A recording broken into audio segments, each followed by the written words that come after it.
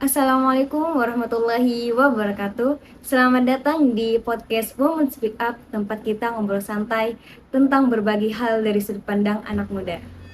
Di obrolan kali ini, kita akan membahas topik yang lagi deket sama kehidupan masyarakat. Tentunya bagi pengguna transportasi umum, yaitu tentang organisasi gerbong KRL, mulai dari perubahan sistem, kenyamanan penumpang, sampai gimana masyarakat menanggapi kebijakan tersebut. Menurut kakak, awal mendengar isu terkait organisasi gerbong KRL, gimana reaksinya? Apakah ini dianggap sebagai solusi yang serius?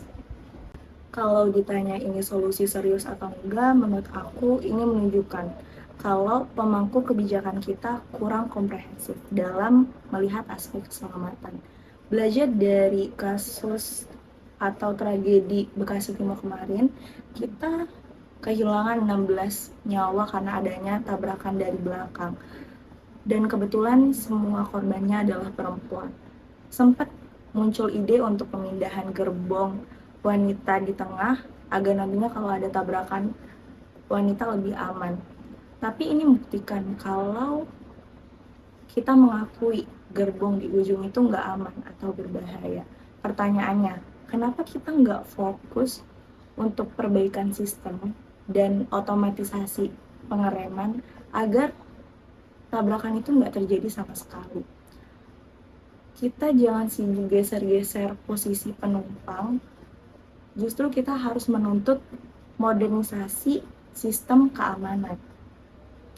Ini menunjukkan kalau kita butuh sistem yang aman, penambahan armada, agar nantinya nggak ada lagi istilah gerbong sarden, dan penegakan hukum yang tegas untuk pelaku pelecehan. Kita semua tahu kalau keselamatan itu hak semua orang, baik di ujung, di depan, di belakang, di tengah, laki-laki ataupun perempuan. Keselamatan itu hak semua orang. Jangan sampai kebijakan ini jadi pengalihan isu kita terhadap infrastruktur keamanan.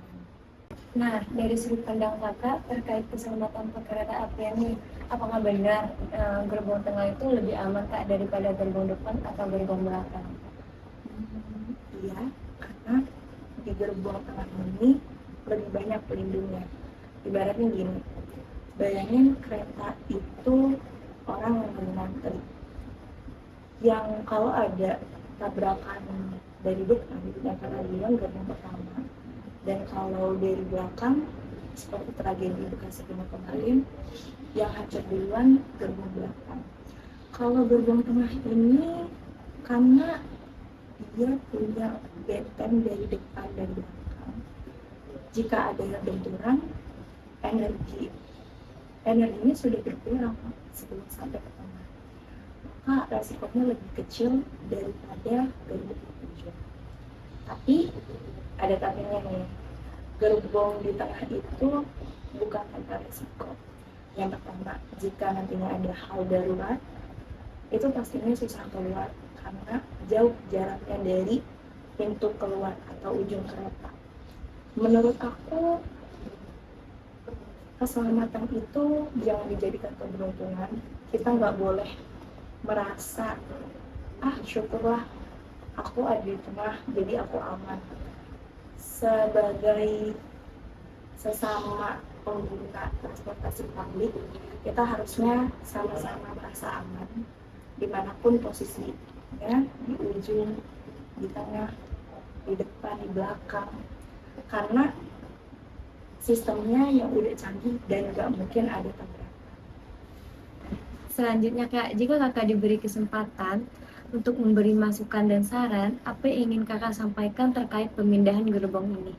Saran dari aku, stop andelin mata manusia. Kita butuh teknologi seperti sistem pengereman otomatis, di mana ketika ada masinis yang nggak sengaja lewat lampu merah, bisa membuat keretanya berhenti.